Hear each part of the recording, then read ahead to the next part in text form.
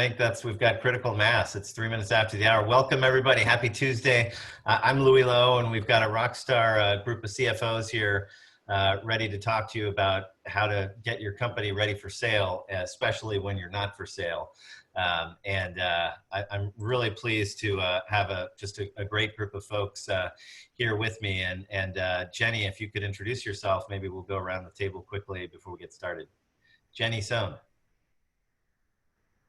Jenny, you're on mute. Sorry. So yeah, hi everyone, I'm Jenny. I work at Evernote as a CFO and Workado, subsequently B2C, B2B software enterprise SaaS company. Happy to join this wonderful panelist and discuss what to do, what not to do when you're ready for sale. Thank you, Jenny. Greg Kovacic, please introduce yourself. Hey, morning, everybody. Assuming you're on the West Coast. My name is Greg Kovacic. I'm currently the CFO of two companies, Doc.ai and XY.ai. And I've been involved in the corporate development, corporate finance space for, I guess, 20 years plus now. Greg, thank you so much for joining. Drew, please introduce yourself. Great, thank you, Louis. Hi, everybody. I'm Drew Skarupa with Forecast 5 Analytics in Naperville, Illinois. We are a ed tech SaaS company serving K through 12, public education, higher ed, and municipalities. And we're backed by Riverwood Capital out of Menlo Park. Wow, Drew, thanks so much for joining. And I look forward to your commentary on how COVID is impacting your business. But before we do that, I couldn't not introduce my partner in crime, Vitaly Golom. Hi, Vitaly Golom, former entrepreneur, former corporate VC, currently M&A and growth capital banker.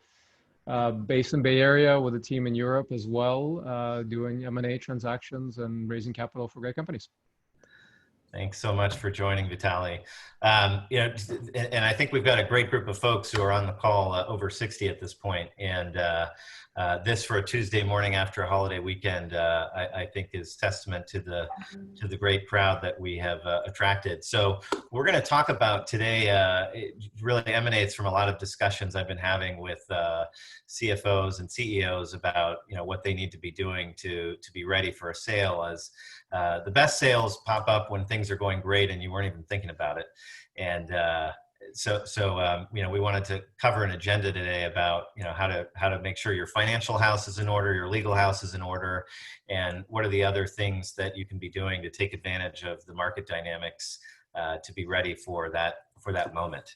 But before we dive in, I'd love to just hear just a few seconds from each of you about how COVID has been impacting your business. And I'll start, as a lawyer and an outside counsel to dozens of early stage companies. I've just been spending a lot of time with them as folks do have a lot more time to connect over Zoom and just listen and hear about what's happening to them. And I think the experiences are all over the map. And I think, Drew, you're probably experiencing the good news, and would love to hear from you about how Forecast 5 and the ed tech market is doing. It's obviously interesting times if you have young children or, a teacher or superintendent. Like I said, we provide software to school districts in the United States. So it's financial forecasting, budgeting, and data analytics. And in COVID, superintendents and treasurers, they just want to know where they're going to be at the end of the year, what their cash balances are going to be, or cash deficits. How do they budget for remote learning, transportation, meals, etc. And we provide those tools to our clients, such as the superintendents and treasurers of school districts. So really, they need our software more than ever to figure out where they're going to be at the end of the year, the end of their fiscal year, and even long-range planning. So we've been offering more webinars than ever and really trying to get closer to our customers to help them solve those problems. So currently we're doing really well during this COVID crisis, and we just want to continue to help students and help administrators. That's awesome. Greg, from the world of AI and healthcare and deep tech, can you comment on how COVID's impacting the world as you see it? Well, it's definitely accelerated our views internally on where team members need to be located. Obviously, a more disparate, spread out workforce, just by law mandated now, is kind of opened up people's eyes to it's actually possible without losing a lot of the quality, and then making sure that people have the right tools to operate in that environment. And then also making sure that one of the key things we found is over a very short period of time working remotely actually doesn't have a big impact. But the longer it, I guess, drags out, for lack of a better word, you really have to figure out a way to keep kind of that social interactions with people, kind of non-work related kind of Zoom meetings and things like that. And give people we've always treated people like adults, which helps. So you kind of give people the flexibility to kind of manage their time and things like that. And I think we've had, kind of a reckoning within some people who didn't believe that it was possible that you could work this way, and now kind of see that, well, actually you can. So now they're rethinking everything from office real estate to, what tools we give people and where we spend the money now. Yeah, awesome. Jenny, how do you think B2B and B2C companies are experiencing that are in SaaS, which is your background? How are they experiencing COVID as you're seeing it? Yeah, so I've seen a fast adoption of a remote working situation for clients who are mostly based in physical offices. We have to congregate in one place and we have to do business in person, but they're making the switch quite fast and quickly. So the other group that I see is already existing team was distributed, across the US, even the world. And they have the remote working processes and cadence in place. It was not so much of a challenge for them. So now what I see is even very traditionally done in person, such as audit, going through your financial data, things like that are done over Zoom. Auditors ask questions and, the teams answer the questions. So it's being done very, very eloquently and efficiently. Yeah, good. So Vitaly and I are both kind of on the outside, external advisors to companies in M&A situations and in fundraising situations. And I shared an article that I'm going to be publishing this week with my panelists yesterday. And one of the things that I've been thinking about is how it impacts our ability to market companies for sale and execute deals. And we're certainly going to dive into a lot of those themes in this webinar. But Vitaly, I thought it would be good for us to share some of the things that we're doing to keep alive transactions. And I'll just start by saying that I find that M&A and fundraising is facilitated by COVID insofar as it gives me an opportunity to reach out to people that I wouldn't otherwise, and that they'll take the call and they'll take a meeting, given that, everybody's really open, I think, at this point to reconnecting. And so I find that part of COVID makes it easier to do M&A and fundraising. But obviously on the flip side, when you can't, meet somebody for a beverage or share a meal together, it's challenging. Every conference is canceled for months on end. I'm the parent of a college kid, and it looks like next semester is going to be remote for most students, and so that's the world we're living in. Vitaly, what are you seeing as kind of the pros and cons, and how you're combating the cons in the M&A processes that you're working on? It's been a little bit surprising and a little bit lumpy, just like you can see what's happening in the public markets, where you have a very lopsided recovery, kind of very V-shaped recovery. In the private markets, my expectation was that investment would seize up for a good couple of quarters. In reality, we're already seeing people come out of the woodwork and start getting relatively back to normal, even corporate VCs. So that's going to be interesting. Certainly, valuations have gone down just because the volume of deals has obviously gone down. Maybe temporarily, we'll see. There's kind of a big reset on interest categories and on what areas are being invested in. Obviously, hospitality is dead in the water at the moment. And there's serious reservations on what happens, no pun intended, with Airbnb, et cetera.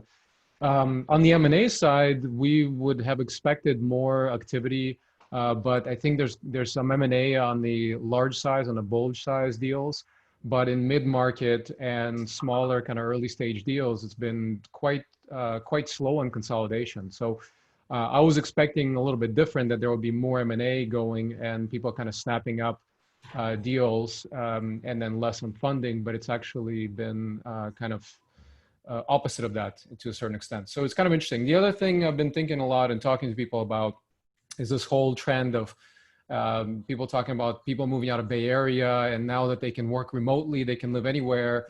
There's the second order effects of companies obviously not willing to pay Silicon Valley salaries to people living in other places that are a lot cheaper, have a lot lower cost of living. So interesting things happening. Obviously, things changing quite a bit. Yeah, Jenny and I are working with a company out of area that's with a deep tech focus, and I do think that there continues to be somewhat of a bias towards companies that are located in a Silicon Valley radius. But to Greg's point, I think people are also open now more than ever to people that are elsewhere. Well, and I think, you know, to carry forward our discussions, you know, Drew and Greg, as you think about how your companies are benefiting from what's going on and receiving all the inbound interest, what are the things that you're doing to make sure that your company is in a good a position as possible to be ready for such an event? Drew, why don't I start with you? Well, kind of looking at things in reverse order. When I joined Forecast 5, Riverwood had just acquired Forecast 5, so I was able to see the diligence that happened back in 2018, and was able to see the work you had done, Louis, with diligence and your findings. And so I was able to take that and really have a playbook. And so I really started with the disclosure schedules, the findings, and the documents, and have worked backwards to have clean documents. Some of the items that we're seeing, for instance, like in trends, or some labor issues around the country on simple things like employee versus contractor. A lot of states are clamping down on contractors when they're really employees. And so we're addressing that at our company and really documenting job descriptions and creating a strong paper trail why someone's a contractor versus employee. The other trend we're seeing across the United States, because we have employees in many states, is non-exempt versus exempt employees. And again, what we're doing is we're creating the documentation today that could stand up in diligence in the future. We also, on terms of our books, where we've made adjustments or reclassifications, we've gone back to prior periods, so we have comparability year over year, and made adjustments with our books, whether it's an audit adjustment or a some type of allocation or internal adjustment. Thanks, Drew. And for folks that are on the line, please use the Q&A function, and towards the end of the call, we'll try and go through those. And if I see them pop up and they're relevant to the discussion, I'll try and introduce them as we go. Greg and Jenny, what are you seeing as kind of the things that are on your radar screen to kind of be ready for an inbound? Jenny, maybe you want to start? Yeah, sure. It depends on the company, right? And especially it has to do with how long the company has been in operation. The longer it is, the more quote unquote cleanup to do. So the first, Drew alluded to it, is just how clean are your financials, right? If you have an operating history 1 to 3 years, it's fairly easy to go clean up. And sometimes companies go through a trigger point where, you know, because I have to take out a loan and it requires me to start my first year audit. So that is a triggering point to look back and am I booking things in the right way? You know, in accounting jargon, US compliance, GAAP compliance, right? And if you're in SaaS company, there's a new accounting procedure called ASC 606. Some of you might have heard about it. So the consequence of what if I do not adopt the new standard 606? I heard about it a lot, and I know a lot of people are working on it. What is it? What happens if I don't do? The consequence of that is you just don't have auditable financials. So it's very hard for your auditor to look into and make a right assessment. So like I would emphasize on just keeping the clean financials. That would be your starting point, right? Depending on how long you've been in operation. Annie, let me just stop you right there. If you're a company that has not done an audit to date and you want to be ready for sale, do you tell me the inputs and outputs on whether or not you go out for an audit? Does that put you in a better position for sale, or is that something that is opening up a can of worms? In absolute terms, it is. You're in a better position. If you do not have an audit, sometimes acquirers may ask you for a report called a branded report. That's kind of equivalent of having an audited financial put together over the years in operations. Sometimes it spans 5 years and 10 years. Just like Drew mentioned, it keeps your financials in a comparable position. So they created, they meaning the auditors or bankers or financial advisory teams, external teams will come in and they will kind of, shape your financials into something more presentable, more comparable. So they call it pro forma financials. So they create the branded report so that you're kind of keeping all your financials on the same platform so that people do not misinterpret your financials over the years. So that's one thing I said. So now I also advise my clients not to do a first year audit unless you're ready for it. And there's a really good reason for it, right? So you need to always weigh in the goods and the bads, right? What is incremental cost? Is it disruption in my business? Do I really need to do this at this juncture? And Vitaly, I'm curious as to your views as well from an outside advisor perspective. I'll just share that I obviously always prefer to have my clients have audited financials, as it makes it a lot harder for a buyer to come in and retrade the price or challenge the quality of the earnings that we've established. And is obviously if a buyer can take out an item of revenue, not only are you going to have a purchase price adjustment based on that quantum of revenue, it's going to be multiplied by 10 in a SaaS company. So $1 million misclassification is going to have a $10 million consequence in the purchase price. And so audit is preferred. And then second thing that Jenny is calling a branded report. I think another alternative, and maybe it's similar, is a quality of earnings report. That is, you bring in an audit firm, not to do an audit, but just to do what a buyer would do, which is to go challenge the financial statements, particularly the P&L items, as those are the most vulnerable to purchase price adjustment. Vitaly? Yeah, I mean, first of all, you have a screen blocked a little bit with some windows. Okay. But while you do that, I would say, my bigger concern is always to make sure that there's confidence in the deal. And if the company is operating transparently and professionally, cleanly, that gives a lot more confidence to the buyer. Price calculations aside, at early stage to mid-market, there are a lot more kind of goodwill factors that I see that affect the price than the technical revenue factors, things like that. So I would actually put more concern on just providing confidence and smoothing the roadblocks and potential speed bumps in the transaction. People can lose confidence, and especially in a time like this, if there's something suspect or something smells funny or is not clean or is not consistent, that just shakes the confidence of the other party. Thanks for that. Greg, anything to add from your perspective on things to be ready to have your books ready to go on a sale transaction that are top of mind? Yeah, I mean, building on what Vitaly mentioned, I think the real priority is being able to justify the strength of your revenue streams, both in terms of historical and going forward, because ultimately that's what an investor is looking for, right? They're not, the compliance part is about giving confidence in the figures and the fact that, there's no skeletons that are going to jump out of the closet later. What was the deal that was it Hewlett Packard that spent $8 billion on the company in Britain and then had to write it off like 3 months later. That was before I got to Hewlett Packard, yes.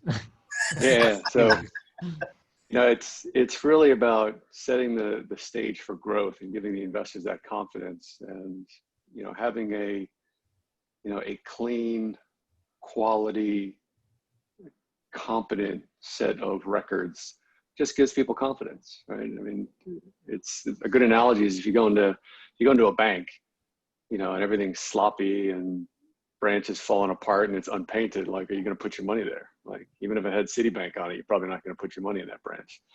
So it's just that visible confirmation of what you're seeing on the growth story. Yeah. From the outside perspective, either during the transaction in the due diligence process or afterwards in what I'll call the indemnification process, I find that there are three critical items that come back and bite you. The first, I think Drew's mentioned it already, which is employment. Either it's misclassification of employees as contractors. And in California, we have something called AB5, which is a statute that's made it very challenging to maintain a workforce on a non-employment basis.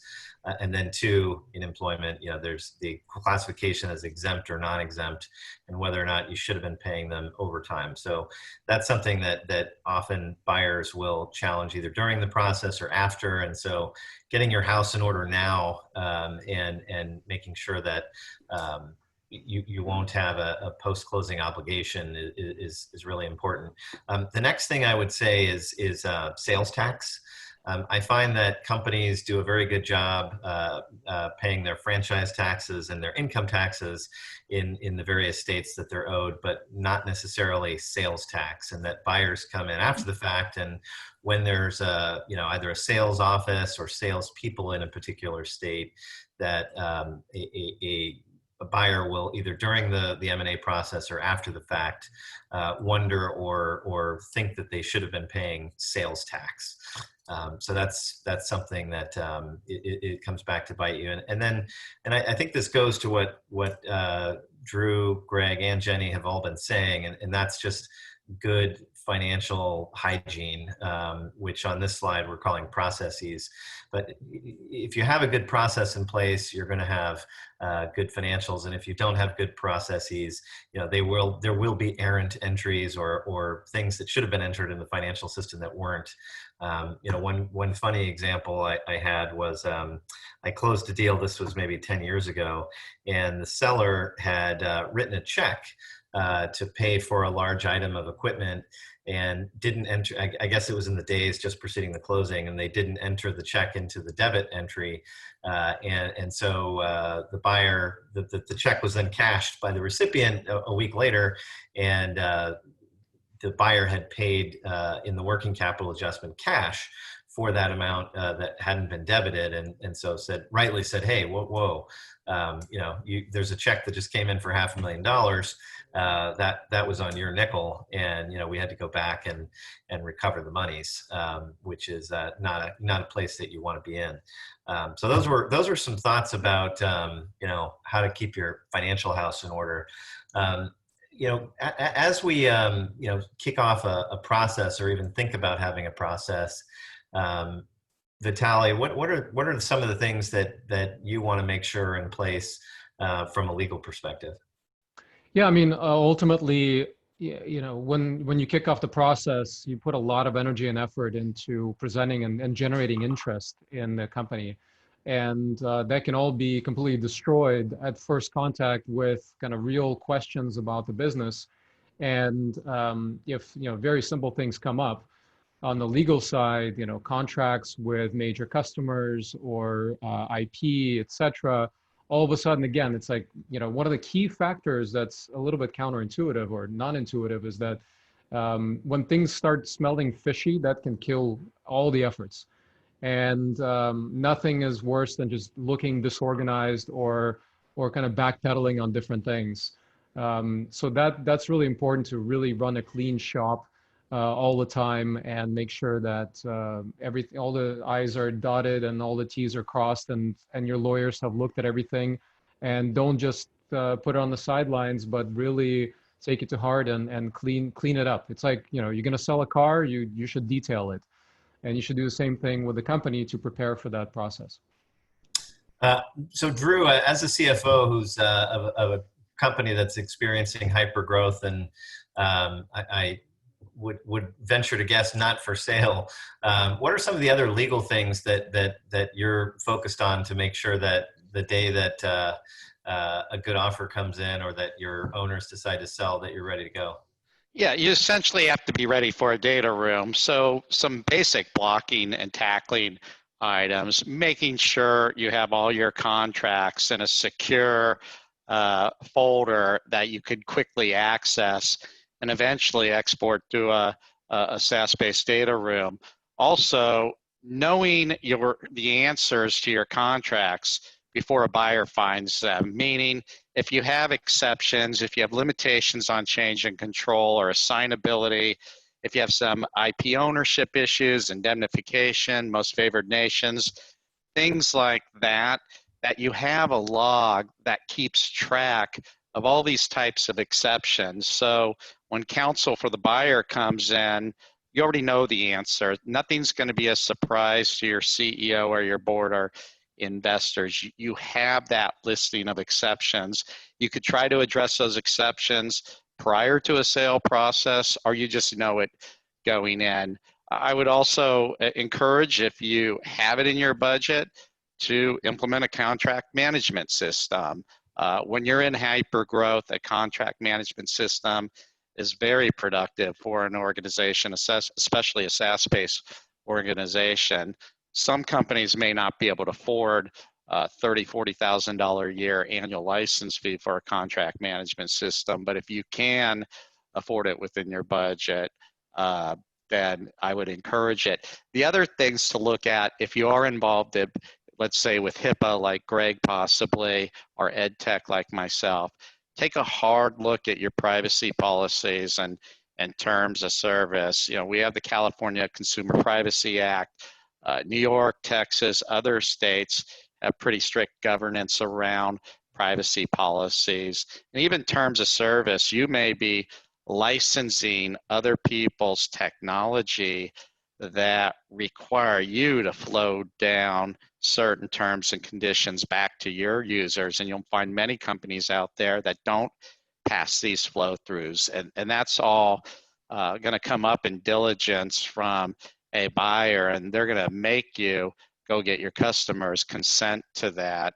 Otherwise, you may not be in compliance with the folks you're licensing technology from. And the other blocking and filing is just making sure you're making all your filings in each state, especially states, like registering as a foreign corporation to transact business in each state. So you're in good standing when those the counsel for buyers do that due diligence check on you. Nice, Drew. And you got to one of my favorite topics, which is tech tools. And it sounds like you've been spending some time looking at contract management vendors, and would love to hear about your thoughts on just good technology tools that CFOs ought to be thinking about. And Greg and Jenny, would love to hear from you as well on that topic that can help you just be better organized. And let me just start by saying, as an outside counsel, we're totally reliant on Outlook for everything that we do. I know CFOs are much more tech savvy in that respect than lawyers. But one of the tools that I have found, besides the obvious ones like Zoom that we're all on, is Asana.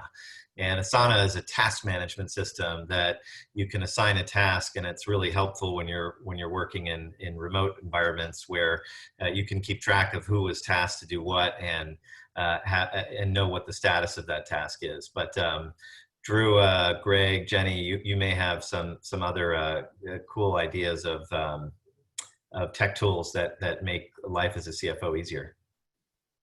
Yeah, I can mention a few. So Drew mentioned legal readiness, right? Especially customer facing, including OEM, because he mentioned the flow down terms. in commercial contract terms or licensing or privacy areas. It is a real concern, especially in B2B. The terms are very complex. And if you start making one-offs, you almost need to create a log manually and point out which ones are off from the deviation from the master agreement. And that they can become a lot of, it become a huge challenge to the due diligence. So a lot of companies start early. If you have a competent CFO, such as Drew, and start logging in. And there are tools out there can scan all your legal documents and point out these are the ones that are deviating from the standard terms, including renewal dates, limitation of liability, assignability, and those. So you can utilize that tool. So I found it very helpful. Just the name escapes me right now. So the one that regarding CCPA or DPA was a privacy terms. There are a couple of tools out there that I have seen. One of them is a data grail, and you can check it out. It enables you to check your processes and systems to see if you're really fully in compliance with privacy terms. Nice. Greg, tech tips or other legal items that that you're kind of keeping track of as a CFO of a hypergrowth company to be ready for sale? Yeah, I mean, as Drew mentioned, for a company that deals with, PII or PHI, anything around HIPAA, CCPA, GDPR, if you operate in Europe or deal with Europeans, is going to be on most investors' due diligence radars these days. I mean, you've got a state like Illinois, which, from what I'm hearing from people, is lawyers are just circling because it's so user-friendly and anti-company in terms of the thresholds that someone can use to go through Illinois. People are really trying to clamp down on those kind of gaping holes in due diligence.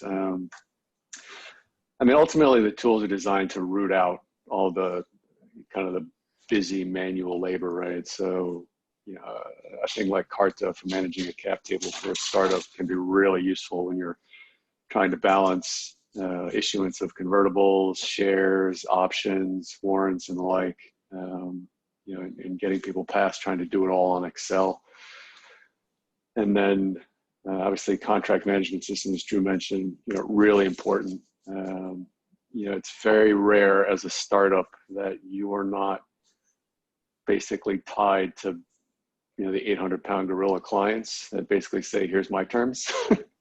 So you usually end up with a patchwork of clauses and things you have to adhere to, and it's really cumbersome to manually do this, but then also try and retroactively go through every contract as part of a due diligence.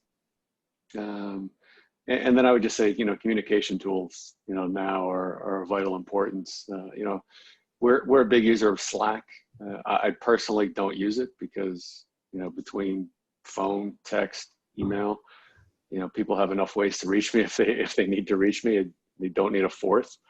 But I think you really have to find the right collaborative tools that allow people to not just share documents, but share assignments, like you mentioned with Asana, and giving people the training to use them. A lot of them are kind of intuitive once you kind of start playing around, but you don't want your people spending a month trying to get up to speed on something. Sometimes it's worthwhile just sending them out for an afternoon just to get a quick tutorial on these tools. So I'm going to spend just a couple minutes talking about making sure your legal house is always in order. I think that it's really important to pick a solid, strong outside counsel relationship or inside counsel relationship from the earliest days. And for some companies who are bootstrapped, they tend to avoid doing that until it's a sale process time, in which case we as outside counsel can come in and clean something up in relatively quick order. But whether you're doing this from formation or later in time, it's really important to set up a data room right away where you have, your the documents that support your cap table, which hopefully is going to be maintained in Carta with the assistance of a paralegal at your outside counsel. It's going to have all of your employee documents, consulting agreements that establish that everybody who's touched your code has assigned their inventions, and that the information it remains confidential. That's kind of one of the keys to success. I would say as you embark on a sales process, you want to put in place an NDA right away that's easy to get executed. It's not 20 pages and onerous that a buyer is going to feel like they have to mark it up. It's hopefully 1 page, maybe 2, maybe 3 at the absolute most. It's going to make sure that you are protected, and there's a way to recover that information if a sale process breaks down. And then, as you decide what to disclose to a buyer in a process, you want to be thinking about, is this information commercially sensitive? Does it contain personal data, as Greg and Drew were mentioning? Would disclosure cause a breach of the contract itself, in which case you're still going to have to disclose it to buyer or investor, but when do you do it, and how do you do it? And you could set up a clean room. You could decide that only one person on the buyer team or investor team is going to have access to it to hopefully reduce the scope of potential breach. You're going to think about, would disclosure of this information blow up my attorney-client privilege?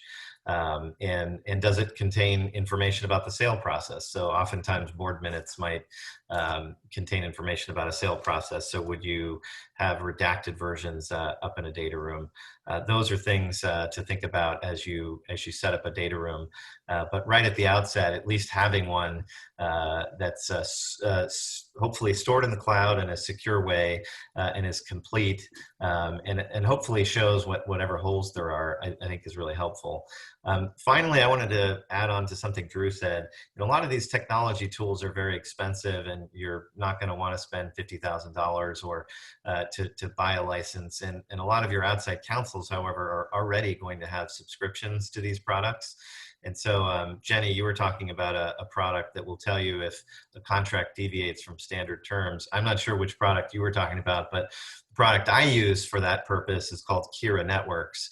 And in my previous firm, we had a license to Kira, and what it would do is it would analyze in nanoseconds every contract that you had uploaded to a specific room, and according to the parameters you set up, could tell you what the date of the contract was, the expiration date, whether there was a restriction on change of control, how to assign it, and obviously, to your point, Jenny, whether it deviated from the form. And so, if you don't want to buy that software package, oftentimes your counsel already has bought it, and you can leverage them. So, leveraging your advisors and other people in your ecosystem, sometimes is a way to get things done. Vitaly, as you think about bringing a company out to market, or making sure that a company is well known in its sector, what are some of the things that you do as banker to make sure that they're really in the upper quartile, in the magic quadrant, as Gartner calls it? Yeah, I mean, it's really important to understand the context, right? M&A is really a buy or build discussion for a lot of the strategics. So if they are going to buy something, we need to articulate to them, how much time they're saving, or if they're buying truly something special that fits into their strategy. This whole thing about companies being bought versus sold, companies that, good companies are targeted. Yeah, that may be for some very famous and very hot topics where corp dev teams will go on a shopping spree or target a specific company where the CEO says, gotta have it. But when you're running a process, 99 times out of 100, it's really a sales process. You really have to find the fit. You have to promote the idea to the potential buyers of how this fits into their framework, into their strategic roadmap. And you really need to do your homework on the category, on the business. You need to be able to have a very interesting discussion with them and introduce it in a way that makes them interested. So generating interest is a very important step in this process. Oftentimes it's not something that sells itself. Otherwise, you wouldn't have a sales side process at such an early stage, there's always, you know, a reason for it. There's some kind of challenge. If the company is doing fantastically well, you know, then it's not going to be going out there looking for a buyer, obviously. So you really have to be kind of realistic. But it's important to understand the context from both sides, get into their shoes, and try to infer what might be interesting to them and how do you message it and position it for them. And that all starts with research. Well, you know, we're now operating in this environment, Vitaly, where nobody can see original documents. Nobody can go do an office visit. Nobody can go out for lunch. There's no meeting face to face. What are some of the tools that you can use to get the word out about a company in this environment? Yeah, it is much trickier. You know, obviously at the early stages of these discussions, you pick up the phone or you send an email, you do some kind of reach out. But at some point, you know, deals get done in a room when people have built some personal rapport. There's an emotional component, and you got to get them over the hill to want to go forward on a deal. And that's really tricky right now. Surprisingly, we're able to get term sheets and close deals sight unseen, so to say. When we're talking about, you know, manufacturing and plants and things like that, you know, at some point we'll be out of the house and be able to do visits. But at this stage, everybody's kind of adjusting and maybe slow walking a deal and checking all the boxes besides the visit. If it's something that's crucial to visit the office or manufacturing plant, depending on the category. So it is definitely tricky, and the relationship aspect suffers a bit, but you have to be creative and really look at deals on their merits, where there's, like, you know, very little socializing and going out for dinner and a drink and kind of twisting somebody's arm. You're really selling an asset that has to stand on its own 2 feet. Yeah, thanks, Vitaly. Drew, Greg, and Jenny, I know you're not out selling companies right now like Vitaly and I are. You're making the companies that you're at great. And I think the corollary problem that you have as CFOs is helping attract customers and making sure that the top of the sales funnel is getting a lot of interaction and that you're bringing in, you know, new sales discussions into the pipeline. And I have to imagine that that's challenging without the ability to go to conferences or host conferences and meet potential customers in the same way that you did pre-COVID. And so I thought it might be helpful for our listeners if you could share perhaps some of the things that you're seeing people do to make sure that the top of the sales funnel is staying full. Drew, do you want to start? Sure. Well, we are in a very unique situation with the United States public education. So, like I said earlier, we are doing more webinars than ever before because school district superintendents, board members, treasurers, CFOs, et cetera, they need help. They're asking for our opinion. We're trying to be the thought leader on how to improve student outcomes during this crisis, this pandemic. And so we are now delivering more webinars with more registrants than ever before. We're actually having more customer touch points than when we traveled. Each state has unique conferences that we would travel to weekly, but now we can get a BDR, an account executive, and the executive team in front of many, many superintendents of various states more quickly and in greater volume than ever before. So we're seeing an uptick, actually, a significant one in customer interaction. We're able to create customized webinars for each state to be able to meet each state's needs and issues. That's awesome. So webinars, that's one way of replacing the conference and reaching out. Jenny and Greg, any other thoughts on things that CFOs should be making sure that their sales forces are doing to interact with customers and make sure the funnel is full? Yeah, so I agree with Drew. It's the benefit of being on Zoom or working virtual is the scope of reach, right? You can hit a lot of people, potential customers, prospects through webinars and whatnot. I myself is not just a panelist, I'm a consumer, a participant in webinars too. I learned a lot of great things. just instead of watching YouTube videos, how to use a certain tools. So from the customer company's perspective, if they were to reach, the other dimension is I need to increase my productivity of my sales team, BDR, SDR, AE team, right? So for that, I've seen companies adopting tools, top of the funnel tools. And there are tools that you guys probably know already, like HubSpot, Outreach, Gong, Salesloft, things like that.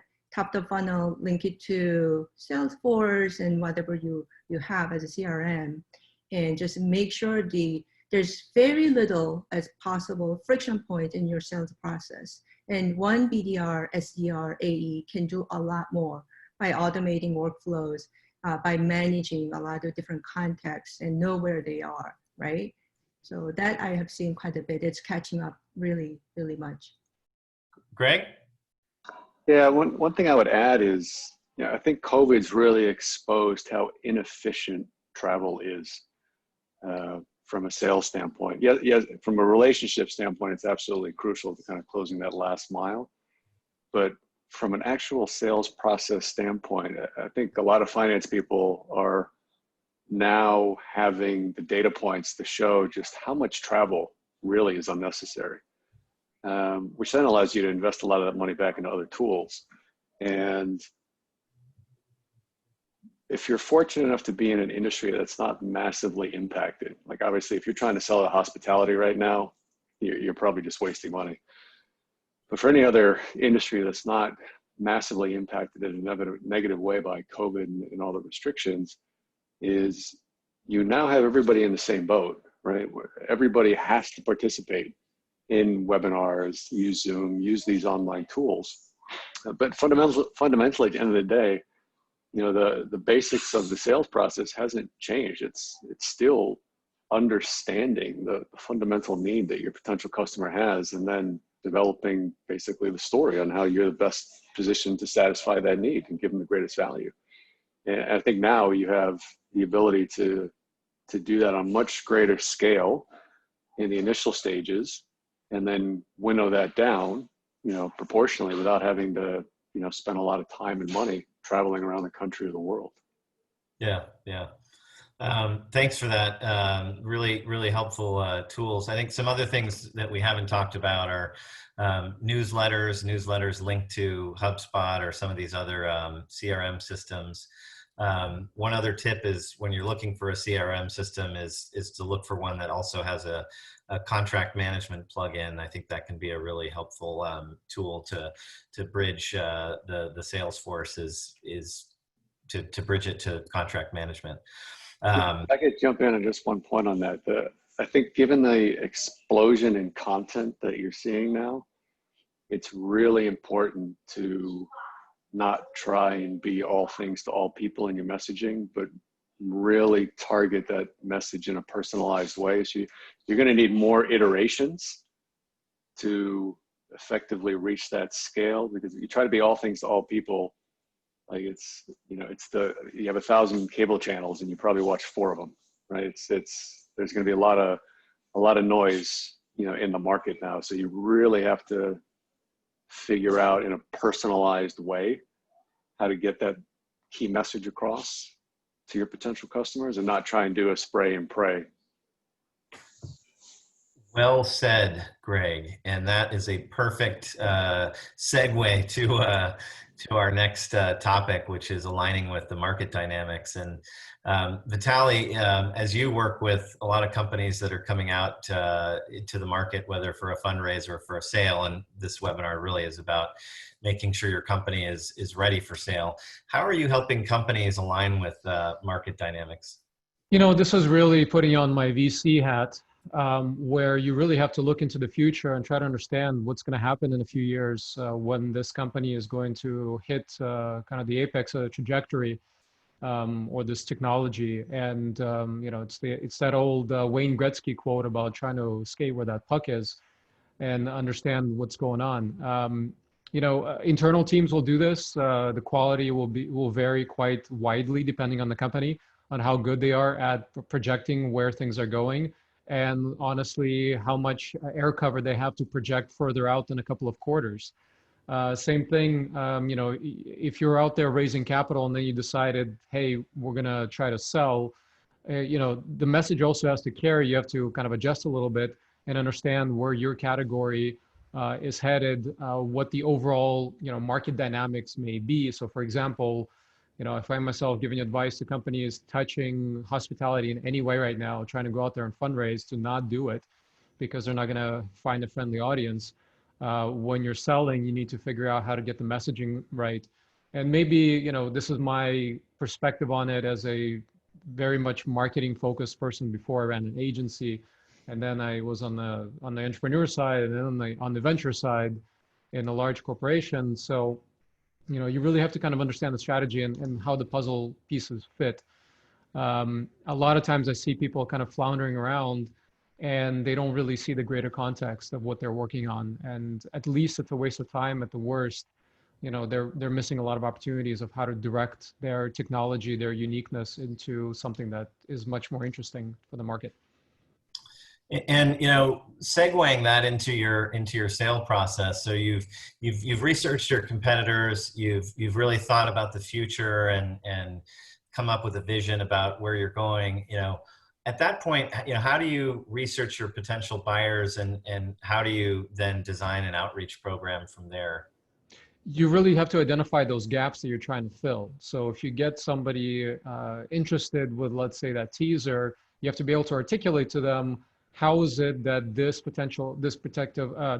technology, this company can fill a potential gap for them, or what kind of new opportunities it can open up for the larger parent, kind of basically under that bigger umbrella with more resources, what can this technology truly do?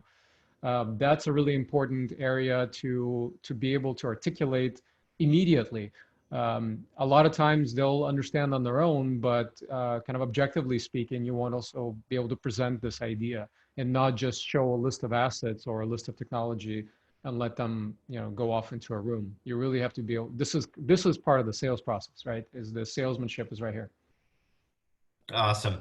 To my CFO friends, Drew, Jenny, and Greg, anything to add here in your experience from prior companies and how you kind of get yourself ready for sale in this context?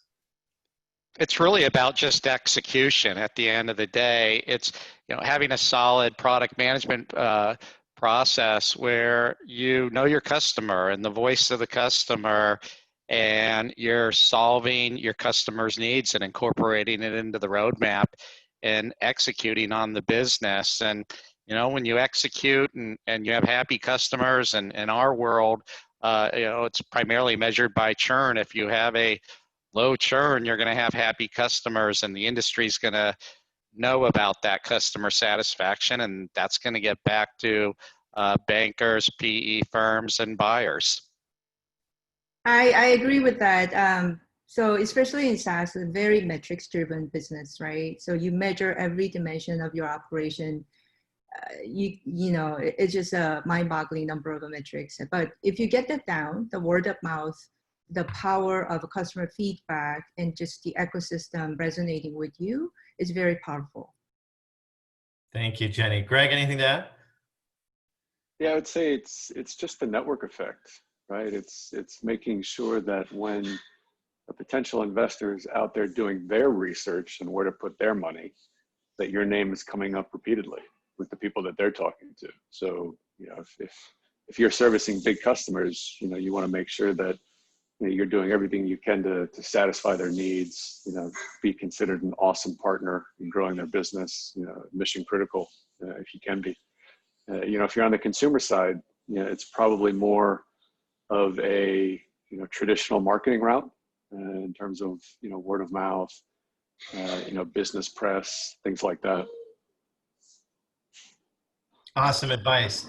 I wanted to segue next into preparing your team. And Drew, you and I have been through processes before, and I think this is something you're really skilled at, is being ready. And one of the things I thought you've done really well at is making sure that you had a team that was ready for what was coming next. And I would love to have you share some of your pro tips to our audience about how to do that. Well, if the topic of this webinar, when you're not for sale, so doing all these things when you're not for sale, then the team thinks it's just a matter of course. Now, on the other hand, if you don't prepare yourself and try to do everything all in a short amount of time, the whole company's going to know something's up, because why are you scrambling, working so late and weekends and trying to get every document and need to reach out to customers and things like that? It's going to be an obvious leak. So the greater you can get on top of it, the better. Also, you just have to do it on a need-to-know basis, that there is a small group of folks, very small group, who is in the know.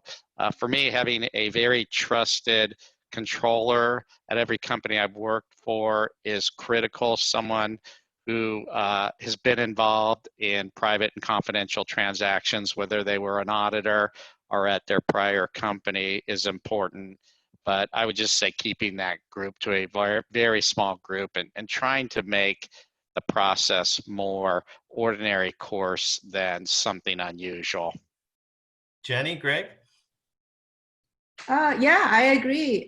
Keeping a small team always helps. And I also comment on the just mentally preparing for it. It's a very intense process for a few months at least, right? 3 to 6 months. And sometimes, as a CFO, we need to ask the team to, oh yeah, for this one, we just need to work through the weekend, right? Not many people do that over an extended period. It has to be a very short sprint with a clear end. So we need to communicate to the team that it is something coming down the line, and we just need to make a few sacrifices in some of the weekends. It's a lot to process for a team. Greg? Yeah, I would say prevention is obviously the best medicine, but let's say for argument's sake that, it didn't work. And I've been in situations where, sometimes the founders, just like through an entrepreneurial enthusiasm, set expectations that aren't realistic. So you get a lot of team members excited, and you really have to manage them to understand how long this process can be. But ultimately, at the end of the day, it's really up to the founder and the leadership team to set the tone for what gets communicated when and why. Obviously, as finance people, we're ultimately risk managers, part of the day, every day. And sometimes our views aren't necessarily followed. So you end up having to clean up some things later. Yeah, well, I wanted to make a plug for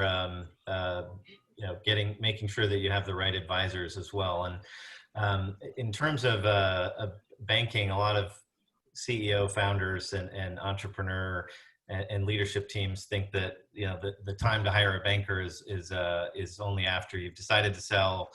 And I think that that's wrong. The time to have a banking relationship is from the outset and all the time.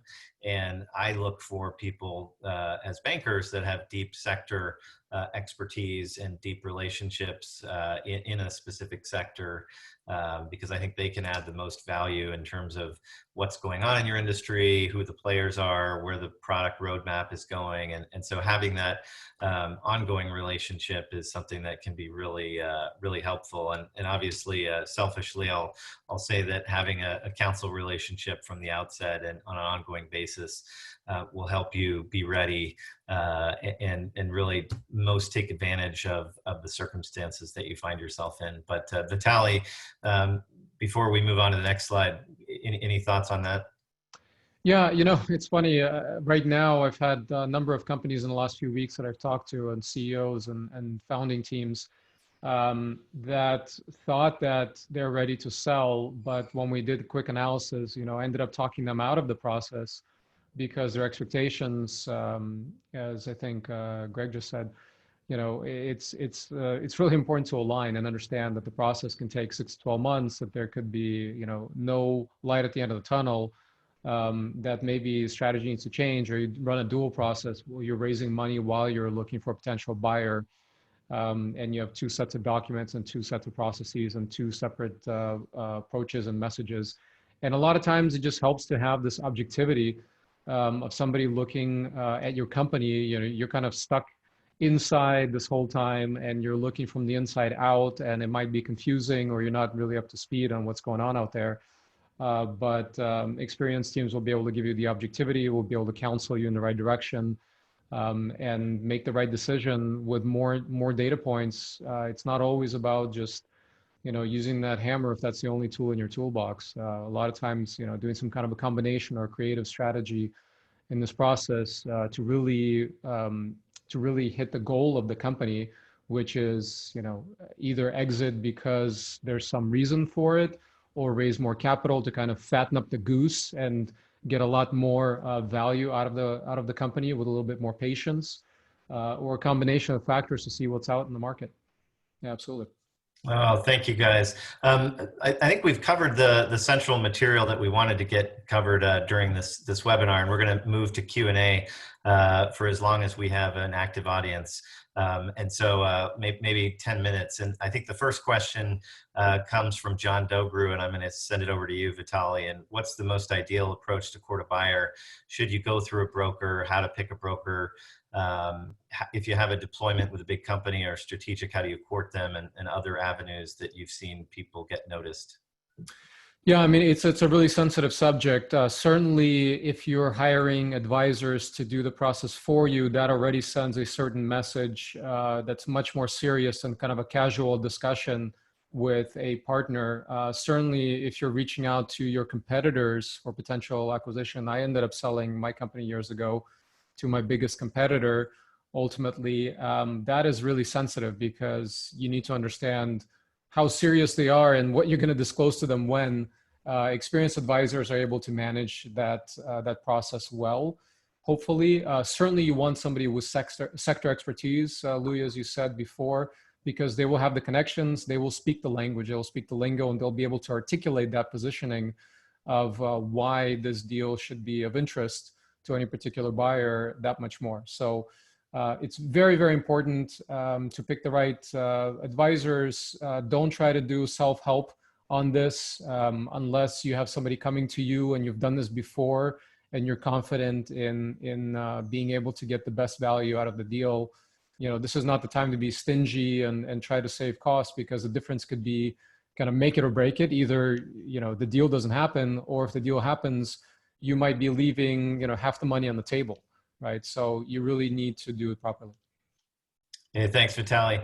Another question, which I'll send to you, Jenny, to start with is, what if you've got an audit of your company and they've noticed or they've made a lot of adjustments or noted material weaknesses or significant deficiencies? Do those all need to be cleaned up, Jenny, before you go out for sale, or how do you address those? Yeah, I would say you try your best to address those, and you know, the timing worked out such a way that while you're addressing it and you need to go out to the market looking for buyers or fundraising, it is a good thing that at least you know where you stand in terms of the audit, the evolution of audit, the progresses and whatnot. So that's a good starting point. And you just need to be upfront, intellectually honest about what your deficiencies are and how you're addressing it. That's more important than the answer itself. Good thoughts.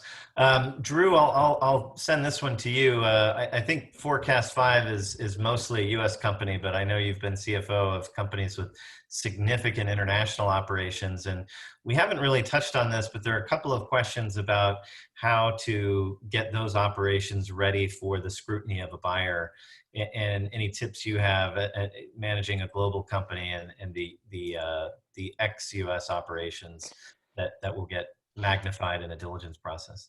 Yeah, my last company prior to Forecast 5 that I worked with you, Louis, we had a major business in China and in Europe, and the bulk of my accounting staff was actually in the Shanghai office. So we definitely had to deal with things like Foreign Corrupt Practices Act, but also what was really important was the team was bilingual, that they were proficient at the English language and also proficient at US GAAP.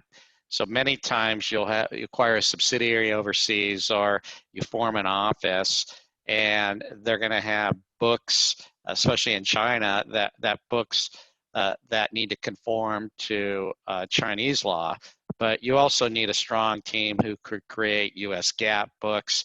And in fact, encouraging an audit at that level, I would highly recommend as well. So the auditors are taking a look at things and making sure you have no significant deficiencies that you definitely don't want to lead to a material weakness. So I think in summary, the key would be folks who are really good at the English language as well as really good at US GAAP. Great advice, Greg. I know you were managing a CFO of companies from Asia, working from Asia, and I wonder if you had any additional thoughts to add there. Yeah, I mean, the other big thing I would build on is anything intercompany related, especially like cross-company transactions.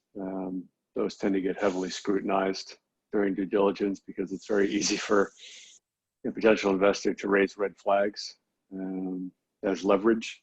So you really want to make sure that you've got to use trusted partners on the advice. You've structured everything at arm's length.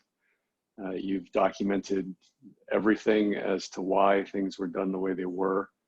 And the other thing too, if you're running a multinational business, and assuming you're using US GAAP, you're going to be tied to US dollar reporting. You really need to understand your foreign currency exposures and whether or not you have natural hedges in the sense that you have operating expenses and revenue tied to the same currency, or if you have variability in that exposure, and whether or not it's material enough to actually go through a hedging exercise. And I say hedging in true sense of the word, not what airlines typically have done, which they gamble on the direction of oil prices, and when it goes against them, they end up having to write off billions. Gotcha. Jen, any last comments on this topic about international operations? I know you had quite a few of those at Evernote around the world. Yeah. One thing that we didn't really delve into much is IP, right? A lot of transactions, IP and tax-related matters become an afterthought, and they do it really quickly. By doing that, you leave a lot of money on the table. If you had thoughtfully structured your IP, US versus non-US, and you get 5 more stars if you have lined up in lieu of your potential acquisition partners, right? So something like that, you can have a conversation with your tax advisors or partners or the finance team. Really, really helpful. I just, before we wrapped up, I wanted to share just a few points to kind of wrap all of these themes together about doing all of this in the COVID environment. And one is, I think that, we've got to all be human and understand that all of our circumstances are evolving, and we've got to be ready for change. And I think that's, one of the big lessons for me in COVID is certainly that. I think in the diligence process to get deals done, you've just got to ask more questions, and as you're preparing for sale, anticipate the questions that a smart buyer would ask, and make sure that you've got the answers.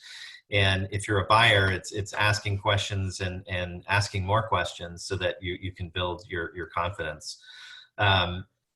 Considering whether a change in your business is temporary or permanent, and then adapting from there. I think that, we've all talked about remote work and, how that's likely going to be something that sticks around for the longer term. One question is, does that mean that we're not going to need office space at all? Or we're going to need more office space or less office space? And I think that's going to really vary by business. And I think we really have yet to see it. But, one argument is that we need more space to make sure that everybody can be in the office in a socially distanced and responsible way. And then another theory is that, we won't go into the office at all, or only just for certain types of meetings, in which case the space we need will be very different. The next theme, I think, was just collaboration tools and making sure that you've got them. And, you know, it's the obvious ones like Zoom and DocuSign, but additional ones like Asana and Slack, I think were mentioned. HubSpot was another one that was mentioned, but really finding what are those technology tools. Is it time to have a contract management system, or can you leverage your outside counsel to get one? You know, lastly, I would say that you know, whatever rules that we had before, we are kind of out the window, and we've got to rethink them and be flexible and not penalize or stigmatize operations and organizations for not having things that, you know, now appear obvious that would have been great for them to have, and not consider that a deal breaker, but rather just something to work through. And if we can do all those things, I think we can do great deals. And I'm really grateful to this awesome rock star group of panelists, Drew Skarupa from Forecast 5, Jenny Sohn, and Greg Kovacic from Doc.ai and XY.ai, and my partner in crime, Vitali, who's done a number of these webinars with me, who's a licensed broker-dealer and who's just been really helpful to a lot of my companies in coming to the market with a fundraising or an exit. And so, you know, on the screen are everybody's names, and we'll circulate their contact details. Here they are, everybody's emails, and I'm sure that folks would be happy to answer questions. And so with that, I'm going to wrap up and thank everybody for joining, and until the next one. Thank you, Louis. Thanks, Thank Louis. you. Thanks for organizing, Louis. Thanks, everybody. Signing off. All the best. Have a great week.